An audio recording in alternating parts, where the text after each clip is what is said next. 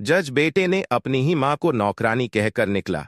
अगले दिन मां बनी चीफ जस्टिस। दोस्तों, लखनपुर की एक बड़ी सरकारी कॉलोनी में उस शाम कुछ अलग ही चमक थी। हर घर से ज्यादा रोशनी तो सिविल जज आर्यन प्रताप सिंह के बंगले से निकल रही थी। बाहर गाड़ियां आ जा रही थी, भीतर महंगी इत्र और खाने की खुशबू घुली थी। यह आर्यन की जिंदगी की पहली बड़ी पार्टी थी। वह पार्टी जो एक नए जज बनने की खुशी में दी जा रही थी। शहर के बड़े बड़े वकील, सीनियर जज, अफसर सब उसी पार्टी का हिस्सा थे। आर्यन काले बंदगले के चमकदार सूट में, हाथ में महंगा गिलास पकड़े, इधर उधर घूम रहा था। हर किसी से हंसकर बातें कर रहा था। उसके साथ खड़ी थी उसकी मंगेतर कृतिका चौधरी, एक मशहूर वकील की बेटी। दोनों शान से हर मेहमान का स्वागत कर रहे थे। कमरा रोशनी से भरा था। बातें चल रही थी, हंसी गूंज रही थी। सब कुछ बिल्कुल परफेक्ट लग रहा था। पर उसी बंगले के एक शांत कोने में रसोई के दरवाजे के पास एक औरत चुपचाप खड़ी होकर यह सब देख रही थी। वह थी आर्यन की मां, सरला देवी सिंह। सरल सी सूती साड़ी, पल्लू पर हल्दी का छोटा सा दाग और आंखों में आंसू। लेकिन यह आंसू दुख के नहीं थे, खुशी के थे। वह सोच रही थी, आज मेरा बेटा जज बन गया, मेरा बेटा सफल हो गया। सरला देवी को वह दिन साफ याद थे जब उनके पति महेश प्रसाद सिंह, जो एक साधारण क्लर्क थे, एक हादसे में गुजर गए थे। उस वक्त आर्यन सिर्फ 10 साल का था। घर जैसे टूट गया था, पर मां नहीं टूटी। उन्होंने सिलाई शुरू की, दूसरे घरों में खाना बनाकर भेजा, टिफिन चलाया, लेकिन एक भी दिन अपने बेटे की पढ़ाई में कमी नहीं आने दी। वह खुद भूख ही सो जाती, पर बेटे को हमेशा खाना खिलाकर सुलाती। वह चाहती थी कि उनका बेटा कभी महसूस ना करे कि वह गरीब है। आर्यन होशियार था, पढ़ता गया, बढ़ता गया। दिल्ली जाकर पढ़ाई की और पहले ही प्रयास में जज बन गया। यह सफलता सरला देवी के त्याग का फल था। आज वही मां चुपचाप खड़ी अपने बेटे को बड़े बड़ों के साथ देख रही थी। उसका दिल गर्व से भर गया था। उसने देखा कि कई मेहमानों के गिलास खाली हो रहे हैं। सरला देवी ने मन में सोचा, मेरा बेटा इतनी बड़ी पार्टी दे रहा है, मैं भी थोड़ा मदद कर दूं। वह रसोई में गई जहां कैटरिंग वाले खड़े थे। वह चुपचाप खुद अपने हाथ से पनीर के पकोड़े तलने लगी। उनका हाथ कांप रहा था, लेकिन दिल खुश था। मेरे हाथ के पकोड़े सब खाएंगे, आज मेरे बेटे की खुशी का दिन है। उन्होंने बड़ी मेहनत से ट्रे सजाई और टांपते कदमों से ड्राइंग रूम में आई। उन्होंने धीरे से आवाज दी, बेटा आर्यन। आर्यन उस समय जस्टिस सुधांशु अग्रवाल से बात कर रहा था। अपनी मां को इस हाल में तेल की गंध के साथ साधारण कपड़ों में देखकर वह एक पल के लिए रुक गया। उसके पास खड़ी कृतिका ने उसे कोहनी मारी, मानो कह रही हो, यह यहां क्यों आई हैं? इतने में जस्टिस अग्रवाल की पत्नी वंदना अग्रवाल ने नाक सिकोड़ते हुए कृतिका से पूछा, कृतिका, यह कौन है तुम्हारी होने वाली? सास कृतिका का चेहरा शर्म से लाल हो गया।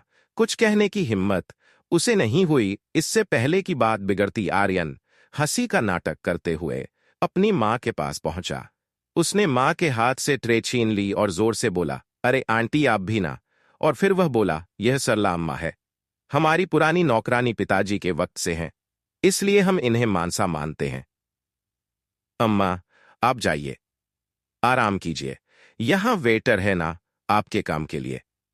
सरला देवी ने जब नौकरानी नौकरानी शब्द सुना, यह एक शब्द सरला देवी के सीने में तीर की तरह उतर गया। उनके हाथ कांपने लगे।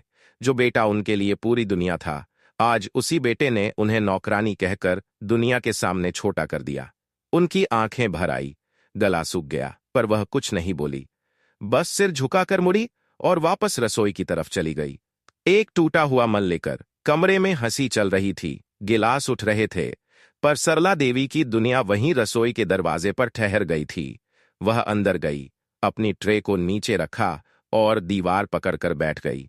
उनके दिल से एक ही सवाल उठ रहा था, क्या मैंने यही दिन देखने के लिए इतने साल अपने हाथों को जला जलाकर काम किया था? तभी बाहर पार्टी में आर्यन की आरत गूंजी। पुराने लोग हैं, काम करने की आदत है। सरला देवी ने उन शब्दों को अपने अंदर डूबते हुए महसूस किया। बहुत गहरी चोट थी, बोल नहीं सकी, रो नहीं सकी, पर उनका दिल टूट चुका था पूरी तरह। बाहर पार्टी में हंसी ठहाके गूंज रहे थे, पर रसोई के अंधेरे कोने में एक मां का दिल धीरे धीरे मर रहा था। पार्टी खत्म हुई, रात बीती। लोग अपने घर लौट गए, पर सरला देवी उसी छोटे से सर्वेंट क्वार्टर में बैठी पूरी रात रोती रही। उनका दिल बार बार एक ही बात कह रहा था, क्या मैंने इसी दिन के लिए खुद को जलाया था?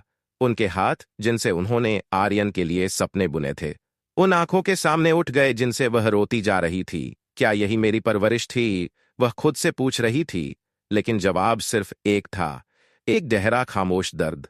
सुबह जब सूरज निकला, आसमान तो चमका, पर सरला देवी की आंखें सूजी हुई थी। उन्होंने रात भर एक पल भी नींद नहीं की थी। उधर आर्यन भी जागा, थोड़ा नशा उतारा था, थोड़ी शर्म भी महसूस हुई, पर उससे ज्यादा उसे अपने रुतबे की चिंता थी। इतने में उसका फोन बजा, कृतिका का फोन। उसने गुस्से में कहा, आर्यन, मैं यह सब बर्दाश्त नहीं करूंगी। तुम्हारी माँ हमारे स्टैंडर्ड के लायक नहीं है। मैं वहां आऊंगी तो यह सब ड्रामा नहीं चलेगा। तुम उन्हें कहीं और शिफ्ट कर दो। आर्यन ने बिना सोचे कहा। हाँ, तुम सही कह रही हो। उसे भी लगता था कि उसकी अनपढ़ साधारण माँ उसके नए जज वाले स्टेटस पर एक दाग है। उसके अंदर से इंसान मर चुका था, सिर्फ पद और घमंड बचा था। वह सीधा अपनी माँ के क्वार्टर में गया। सरला देवी दरवाजे पर बैठी थी, उसी तरह जैसे किसी टूटे हुए घर का सामान, आंखें लाल सूजी हुई, पर होंठ चुप थे, जैसे वह सब समझ चुकी हो। आर्यन ने कहा, माँ तैयार हो जाइए, मैं आपको एक अच्छी जगह घुमाने ले जा रहा हूं। उसकी आवाज में जरा भी पछतावा नहीं था। सरला देवी बिना कुछ पूछे उठी, अपनी छोटी सी पोटली बांधी, जिसमें बस 2 जोड़े कपड़े थे और एक पुरानी फोटो, जिसमें छोटा आर्यन उनकी गोद में हंस रहा था। वह जानती थी कि बेटे ने मन से उन्हें खो दिया है।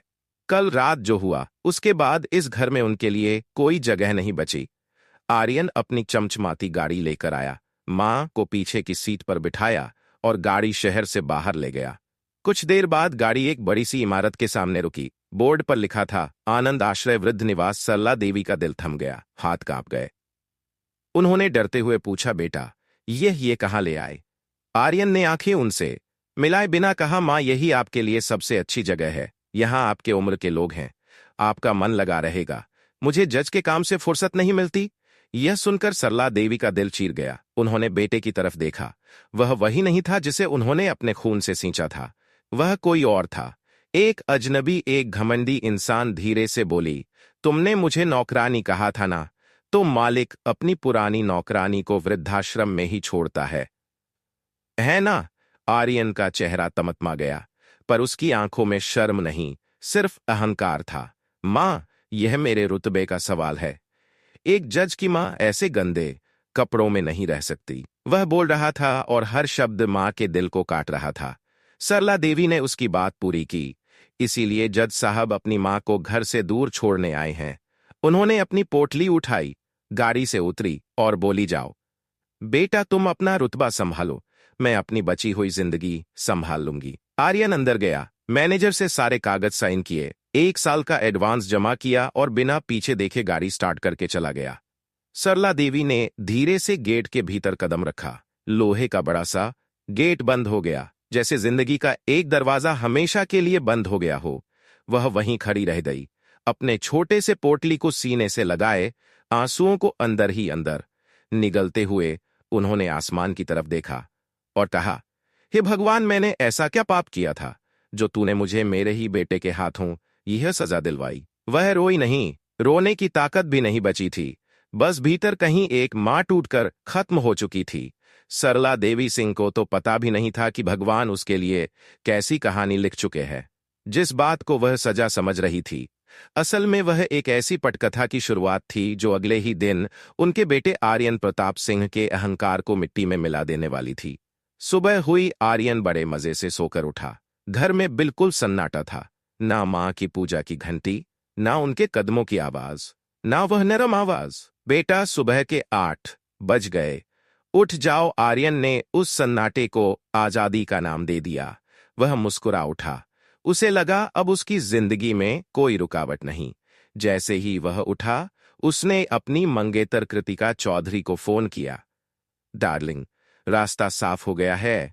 मां को एक बहुत बढ़िया 5 स्टार ओल्ड एज होम में शिफ्ट कर दिया है, वह वहां बहुत खुश रहेंगी। कृतिका ने राहत की सांस ली। बहुत अच्छा किया आर्यन, आज शाम को मैं घर देखने आऊंगी। आर्यन ने घड़ी देखी, आज उसका बड़ा दिन था। पहले पहले दिन उसे लखनपुर उच्च न्यायालय में नए जजों के साथ ओरिएंटेशन प्रोग्राम में शामिल होना था। वह बाथरूम गया, बाल सेट किए, इटालियन सूट पहना, महंगी घड़ी लगाई और खुद को शीशे में देखकर मुस्कुराया। उसकी चाल में घमंड था।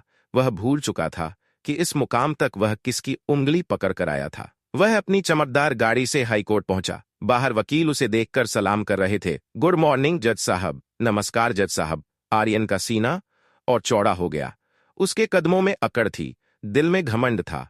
वह भूल चुका था उन सुइयों को जिनमें धागा डालते चलते उसकी मां की उंगलियां लहूलुहान हो जाती थी।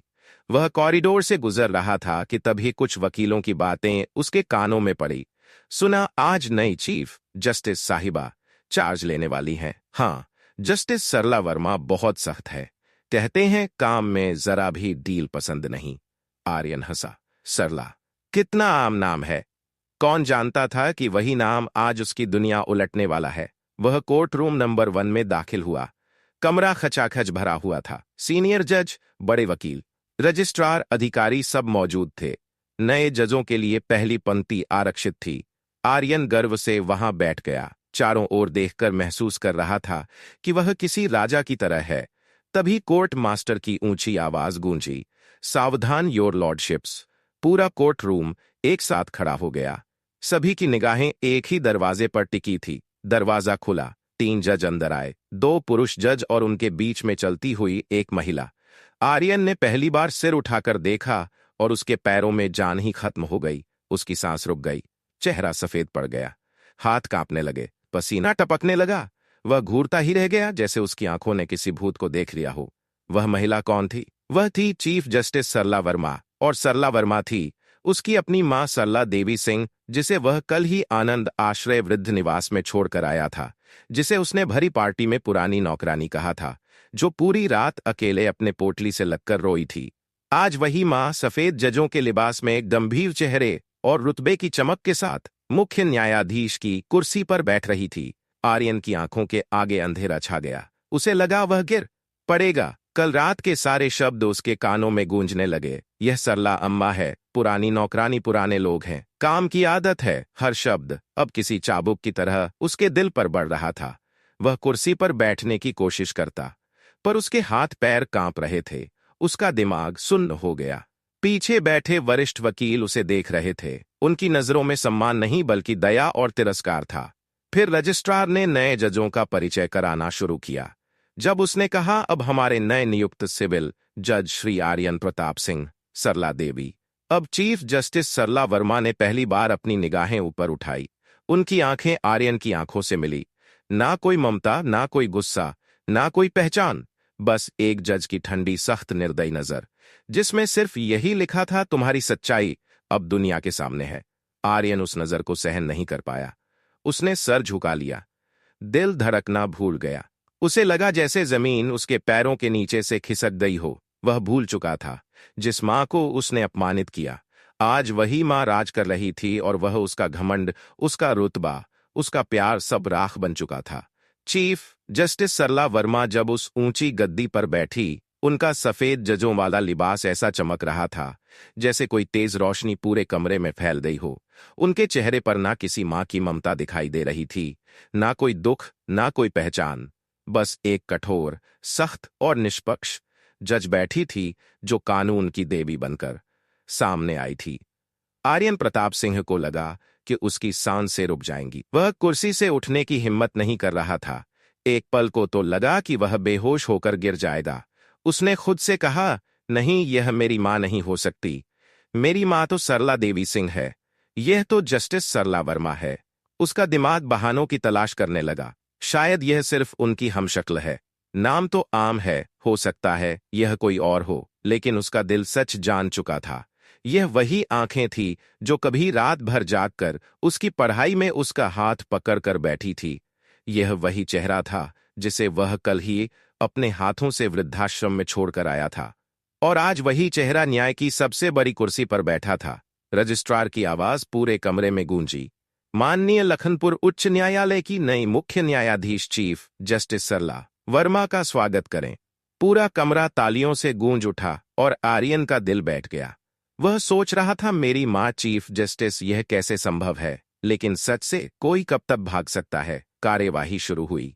रजिस्ट्रार ने नए जजों का परिचय कराना शुरू किया और जैसे ही उसने कहा, अब नए नियुक्त सिविल जज श्री आर्यन प्रताप सिंह आर्यन के पैर कांप उठे। वह किसी तरह खड़ा हुआ। चीफ जस्टिस सरला वर्मा ने पहली बार अपनी नजरें कागजों से उठाई और सीधे अपने बेटे की आंखों में देखा। उन आंखों में ना कोई पहचान थी, ना गुस्सा था, ना प्यार, बस एक जज की ठंडी, कड़ी और नापतोल कर देखने वाली नजर। वह नजर आर्यन के दिल में किसी चाकू की तरह उतरती चली गई। वह एक सेकंड भी उस नजर का सामना नहीं कर पाया। उसने तुरंत अपनी आंखें झुका ली। उसे लगा जैसे उसकी पूरी दुनिया उसी पल जमीन में समा गई। कोर्ट रूम में बैठी उसकी मंगेतर कृतिका चौधरी भी सब देख रही थी। पहले उसने चीफ जस्टिस को देखा, फिर कांपते हुए आर्यन को, और उसकी आंखों में एक ही पल में सारी तस्वीर साफ हो गई। कल रात की पार्टी, सरला अम्मा, पुरानी नौकरानी, वृद्धाश्रम। उसे याद आ गया कि आर्यन ने किस तरह अपनी मां का अपमान किया था, और आज सामने बैठी वही औरत इस प्रदेश की सबसे बड़ी जज थी। कृतिका के भीतर घृणा भर गई।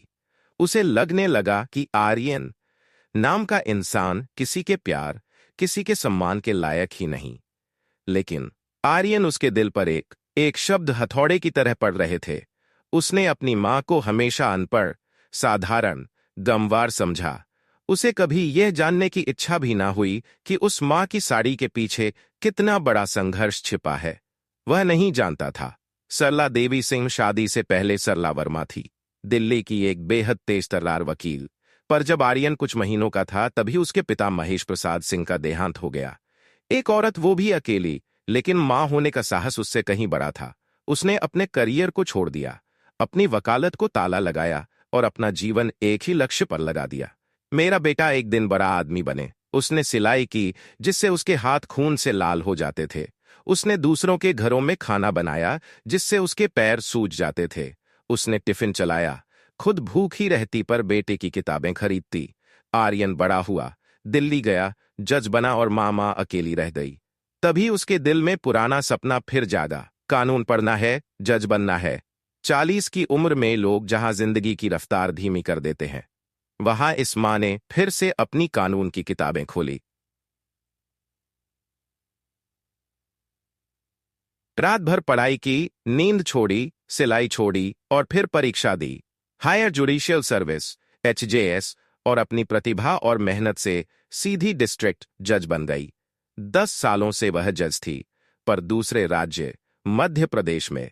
आर्यन को कभी पता ही नहीं चला क्योंकि उसने कभी पूछा ही नहीं, मां तुम अकेली क्या करती हो? वह बस हर महीने पैसे डाल देता था और खुद को फर्ज पूरा करने वाला बेटा समझता था। किस्मत का खेल देखिए। उसी मां को प्रमोशन मिला और वह चीफ जस्टिस बनकर उसी शहर में आ गई जहां उनका बेटा अपनी पहली पोस्टिंग पर था। वह कल ही पहुंची थी। वह चाहती थी कि आज बेटे को सरप्राइज देंगी कि उसकी मां अब उसी हाईकोर्ट की चीफ जस्टिस है। लेकिन बेटे ने तो उससे एक रात पहले ऐसा वार किया था जिससे मां का दिल ही टूट कर बिखर गया। अब वही मां अदालत की सबसे ऊंची कुर्सी पर बैठी थी और बेटा सबसे नीचे खड़ा कांप रहा था। चीफ जस्टिस सरला वर्मा ने सोचा था कि जब वह इस शहर में पदभार संभालेंगी तो अपने बेटे आर्यन प्रताप सिंह को सरप्राइज देंगी। वह उसे बताना चाहती थी कि उसकी मां अब उसी हाईकोर्ट की मुख्य न्यायाधीश है जहां वह अपनी पहली पोस्टिंग पर आया है। पर किस्मत ने ऐसा मोड़ दिया कि सरप्राइज देने आई मां को ही अपने ही बेटे से ऐसा आघात मिला जिसकी उन्होंने कल्पना भी नहीं की थी। कल जब आर्यन उन्हें आनंद आश्रय वृद्ध निवास में छोड़कर आया था, तब भी सरला देवी कुछ नहीं बोली थी। वह सिर्फ देखना चाहती थी कि उनका बेटा आखिर कितना नीचे गिर सकता है, और आज वही बेटा उनके सामने था, एक गुनहगार की तरह, एक अपराधी की तरह सिर झुकाए खड़ा हुआ। कोर्ट की कार्यवाही समाप्त हुई। जज जाने लगे, वकील अपने फाइलें समेटने लगे। कमरे में चहल पहल थी, लेकिन आर्यन वहीं अपनी सीट पर पत्थर की मूर्ति की तरह जड़ हो गया। उसकी मंगेतर कृतिका चौधरी उसके पास आई। उसकी आंखों में घृणा थी, आंसू थे और गुस्सा भी। उसने कांपती आवाज में कहा, आर्यन तुम कैसे इंसान हो? तुमने अपनी मां को पुरानी नौकरानी कहा, जो खुद इस प्रदेश की चीफ जस्टिस है। वो भी उन्हें नौकरानी कहकर वृद्धाश्रम छोड़ आए। उसके शब्द किसी खंजर की तरह आर्यन के दिल में उतरते गए। कृतिका ने अपनी उंगली से सदाई की अंगूठी उतारी और आर्यन के चेहरे पर फेंक दी। यह रिश्ता खत्म। मैं तुम्हारे जैसे इंसान के साथ एक पल भी नहीं रह सकती। कृतिका रोती हुई बाहर निकल गई। दरवाजा जोर से बंद हुआ और आर्यन कुर्सी पर टूटकर गिर पड़ा। एक ही पल में उसका घमंड, उसका रुतबा, उसका प्यार सब राख हो चुका था। तभी चीफ जस्टिस का अर्दली आया। जज आर्यन प्रताप सिंह, चीफ जस्टिस साहिबा ने आपको अपने चेंबर में बुलाया है। यह बुलावा आर्यन को मौत का फरमान लगा। उसके पैर ऐसे लग रहे थे जैसे उनमें पत्थर बंधे हो। वह उस लंबे गलियारे से गुजर रहा था जैसे हर कदम पर उसके गुनाहों की गूंज उसे पुकार रही हो। आखिर वह उस दरवाजे के सामने पहुंचा जिस पर लिखा था मुख्य न्यायाधीश सरला वर्मा। उसका दिल सीने में नहीं गले में धड़क रहा था। उसने कांपते हाथों से दरवाजा खटखटाया। अंदर से वही तेज रोबदार आवाज आई, अंदर आ जाइए। आर्यन ने दरवाजा खोला। चेंबर किसी महल की तरह भव्य था और उस विशाल मेज के पीछे वही औरत बैठी थी जिसे वह कल तक अपनी अनपढ़ गरीब मां समझता था। आज वही मां उसके सामने मुख्य न्यायाधीश बनकर बैठी थी। उनके चेहरे पर वह कठोरता थी जो एक सख्त जज के चेहरे पर होती है। उन्होंने कहा, बैठिए। जज से पर आर्यन बैठा नहीं। वह दौड़कर मेज के पास गया और अपनी मां के पैरों में गिर पड़ा। वह बच्चों की तरह फूट फूट कर रोने लगा। मां, मुझे माफ कर दो। मुझसे बहुत बड़ी गलती हो गई। मैं बहुत बुरा इंसान बन गया। मां, उठाकर घर ले चलो। मुझे माफ कर दो। उसके आंसू फर्श पर गिर रहे थे। उसका पूरा शरीर कांप रहा था। पर सरला वर्मा ने अपने पैर नहीं खींचे। वे बस चुपचाप अपने बेटे को देखती रही। कई मिनटों तक कमरे में सिर्फ आर्यन की सिसकियों की आवाज गूंजती रही। फिर सरला देवी ने धीरे से कहा, उठो आर्यन। अब उनकी आवाज में जज की सख्ती नहीं थी, एक थकी हुई मां थी जिसकी आत्मा घायल थी। आर्यन धीरे से उठा। उसकी नजरें झुकी थी। वह अपनी मां के चेहरे की तरफ देखने की हिम्मत भी नहीं कर पा रहा था। सरला देवी ने शांत आवाज में कहा, तुमने मुझसे माफी मांगी, लेकिन सोचो गुनाह किससे हुआ, मुझसे या खुद अपने आप से। आर्यन चुप रहा। आंसू उसके गालों पर बहते रहे। सरला देवी बोलने लगी, मैं वह मां हूं जिसने तुम्हारी गंदी नई पी साफ की, तुम्हारी खांसी में रात भर जागी, तुम्हें जज की कुर्सी तक पहुंचाने के लिए अपनी जिंदगी के 30 साल जला दिए। उनकी आवाज कांपने लगी पर आंसुओं को बाहर नहीं आने दिया। मैंने सिलाई की तो मेरी उंगलियों से खून बहा, खाना पकाया तो मेरे हाथ जले। क्यों? ताकि मेरा बेटा बड़ा आदमी बने। पर मैं गलत थी। आर्यन ने रोते हुए कहा, मां ऐसा मत कहो। प्रसल्ला देवी ने हाथ उठाकर उसे चुप करा दिया। जिस मां ने तुम्हें दुनिया दिखाई, तुम्हें उसी मां को दुनिया के सामने नौकरानी कहते हुए एक पल के लिए भी शर्म नहीं आई। आर्यन के होठ कांप रहे थे। उसने रोते हुए कहा, मां मैं गलत था। चुप रहो। सरला देवी की आवाज फिर सख्त हो गई। तुमने मुझे वृद्धाश्रम में छोड़ा क्योंकि तुम्हें लगता था मैं अनपढ़ हूं, गंवार हूं, तुम्हारे रुतबे पर धब्बा हूं, है ना? आर्यन की रूह कांप उठी। उसके पास कोई जवाब नहीं था। सरला देवी बोलती गई, तुम अपने शीशे के महल में इतने अंधे हो गए थे कि तुम्हें मेरी सूती साड़ी दिखी, पर उस साड़ी के पीछे छिपा एक जज का लिबास नजर नहीं आया। आर्यन के गले से आवाज नहीं निकल रही थी। तुम्हें मेरे हाथ का हल्दी का दाग दिखा, लेकिन उन हाथों में पकड़ी हुई वह कलम नहीं दिखी जो रोज इंसाफ लिखती है। आर्यन, कमरे में गहरा सन्नाटा था। सरला देवी ने एक लंबी सांस ली और बोली, मैं पिछले 10 साल से जज हूं। जब तुम दिल्ली में कानून पढ़ रहे थे, मैं मध्य प्रदेश के एक छोटे जिले में लोगों को न्याय दे रही थी। आर्यन की आंखों से लगातार आंसू बह रहे थे। मैंने तुम्हें क्यों नहीं बताया? सरला पूछने लगी और खुद ही जवाब दिया, क्योंकि मैं देखना चाहती थी कि मेरा बेटा खुद अपने दम पर क्या बनता है। मैं नहीं चाहती थी कि तुम जज की औलाद होने का घमंड लेकर घूमो। उन्होंने आर्यन की तरफ देखा, पर तुमने तो बिना वजह ही इतना घमंड पाल लिया कि तुम जज हो और मैं एक नौकरानी। यह शब्द आर्यन के दिल को चीरते चले गए। सरला देवी अपनी कुर्सी से उठी और खिड़की के पास जाकर खड़ी हो गई। बाहर पेड़ हिलोरे ले रहे थे, पर कमरे के अंदर एक तूफान रुका था। उन्होंने धीरे से कहा, तुमने कृतिका को खो दिया, तुमने अपना सम्मान खो दिया और आज तुमने अपनी मां को भी खो दिया। आर्यन चीख उठा, नहीं मां, ऐसा मत कहो, मैं मर जाऊंगा। मां, मुझे माफ कर दो। वह घुटनों के बल गिर गया। मैं आपको वापस घर ले जाऊंगा, हम फिर से साथ रहेंगे। सरला देवी मुड़ी। उनके चेहरे पर एक करवा सच था। कौन सा घर? वो सरकारी बंगला जो तुम्हें नौकरी के साथ मिला है। आर्यन के होठ सूख गए। सरला देवी ने कहा, नहीं जज सिंह, अब तुम मेरे घर चलोगे। चीफ जस्टिस के बंगले में, लेकिन एक बेटे की तरह नहीं, एक गुनहगार की तरह। आर्यन की रूह कांप उठी। मतलब सरला देवी ने मेड से एक फाइल उठाई और आर्यन के सामने डाल दी। यह तुम्हारा ट्रांसफर ऑर्डर है। आर्यन का दिल डूब गया। सरला देवी की आवाज लोहे की तरह सख्त हो गई। मैं उसी हाईकोर्ट में नहीं है तो दोस्तों, हमारे चैनल स्मार्ट टॉप को सब्सक्राइब जरूर करें और अगली वीडियो के लिए जुड़े रहिए। जय श्री राम। राधे राधे दोस्तों।